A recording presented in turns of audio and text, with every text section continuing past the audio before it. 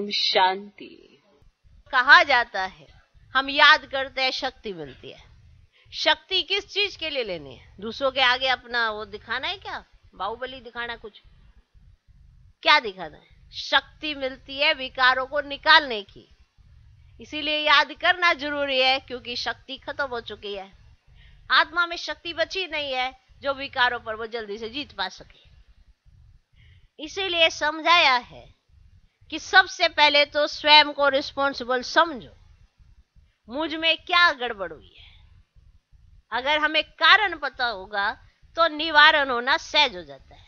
अगर कारण ही नहीं पता तो निवारण कैसे करोगे? और उल्टा उल्टा दोष भगवान पे, प्रकृति पे, वस्तुओं पे, वैभवों पे, इनको इतना अच्छा नहीं बनना चाहिए। वस्तुओं को, वैभवों को जो हम आकर्षित हो, इतनी अच्छी चीज बननी ही नहीं चाहिए। तो दोष देना वो तो सहज है, पर खुद को दोषी मान कर पुरुषार्थ करना, यही मेहनत है। खुद को रिस्पॉन्सिबल समझो। जब आपने कहा मैं संसार में तो दो ही चीजें हैं, आप और बाप हो, तो दो ही चीजों को आप दोषी बना सकते हो। या तो आप भगवान पे डाल देते हो हर चीज, भगवान ने किया, तो फिर अगर भगवान ने किया तो फिर दुखी होकर उन्हीं को क्यों याद कर रहे हो? और ये क्यों समझते हो कि अगर दुख आया है तो वही दूर कर सकते हैं? दुख देने वाले को कभी याद नहीं किया जाता। बाबा कौन है? सुख देने वाला है ना।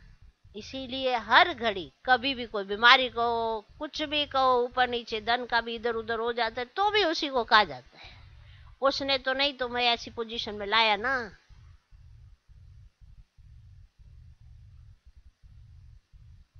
उसको याद करके खुशी फील करते हो, तो अगर उसने दुख दिया तो याद क्यों कर रहे हो?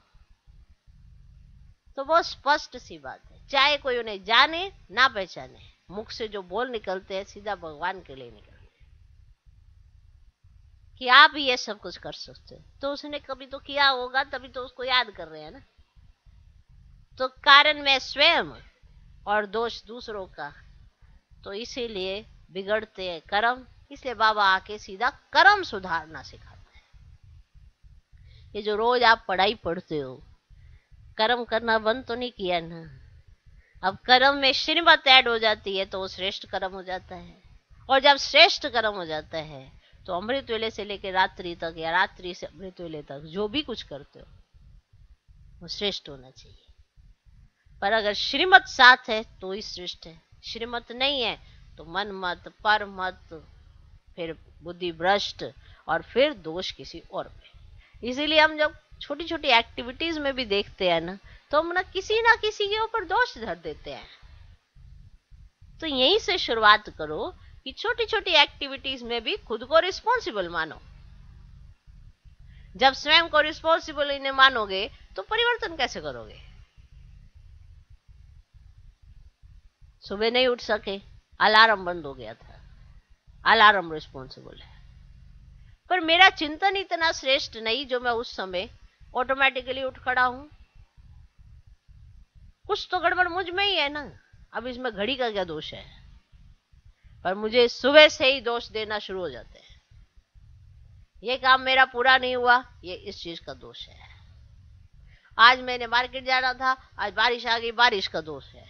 तो ये तो तुम्हारा कसूर है ना, कि तुमने एक चीज देखकर अपने आप में कमजोरी पैदा कर ली। अब इसमें बारिश क्या कह रही है? सब कुछ तो चल रहा है। तो रिस्पॉन्सिबल स्वयं को बनाओ।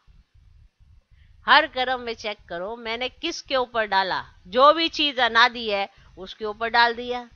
अब देखो यहाँ पे आत्मा का भी दोष नहीं है, दोष है 5 विकारों का, क्योंकि विकार अनादि नहीं है।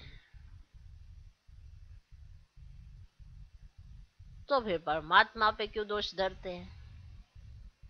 तो जो ये नई चीज ऐड हुई है बीच में से, इसको निकालो। अब इसको निकालने के लिए श्रेष्ठ मत मिलती है, उसको पालन करो, फिर ऑटोमेटिकली सुखी हो जाएगी। ओके, तो कर्म ही सुख और दुख का कारण कैसे बनते हैं, कौन से कर्म हमें करने चाहिए, कैसे करने चाहिए, कौन सिखलाता है, कब सिखलाता है, तो ये संगम का समय है।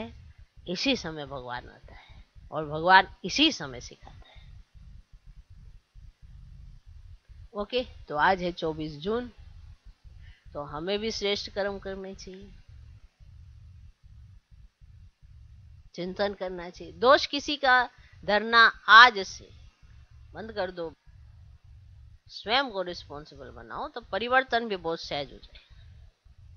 क्योंकि जब खुद को ही पता है कि मुझे ये चीज अपने आप में बदलनी है, तो अपने आप में बदलना तो सहज ही होता है, क्योंकि ये मुझे ही करना है।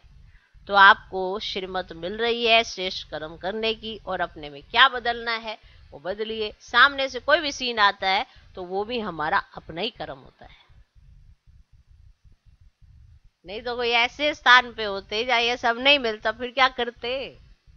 तो जब मिल रहा है तो उसकी प्रारब्ध और बढ़ाओ।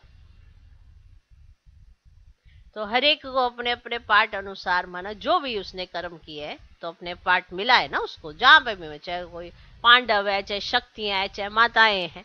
कहीं कहते हम माताएं क्यों है, शक्तियां कहते हम शक्तियां क्यों है, हम भी पांडव होते। तो यही जब चलता रहेगा तो कर्म कब करेंगे, कब पार्ट प्ले करेंगे अच्छे वाला। अगर बस यही सोचते रहेंगे मैं ये क्यों हूं, मैं ये क्यों, अगर हम यही करते रहेंगे तो वो कब करेंगे जो ये करने के लिए ही पैदा हुए हो।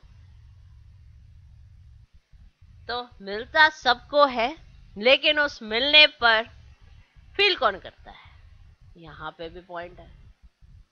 आपको कुछ भी मिले उसमें अच्छाइयां देखकर फील कौन करता है। कई बार बहुत मिलता है पर फील नहीं कर पाते, कोई छोटी सी बात होती है वो ही खुशी गायब कर देती है। तो ये भी मेरा अपना ही कर्म है, अपना ही कर्म है ना, कि इतना मिलने पर भी हल्की सी छोटी बात ने मेरी खुशी गायब कर दी। तो माना 5 विकारों में से कोई चीज ऐसी प्रवेश की हुई है जो तुम्हारी खुशी को यूं गायब कर सकती है,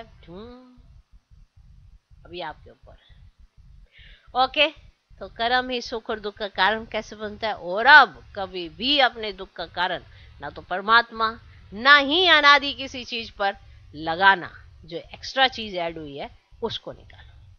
यही मेहनत है और यही पुरुषार्थ है, उसको निकालने का यत्न करो। ओम शांति।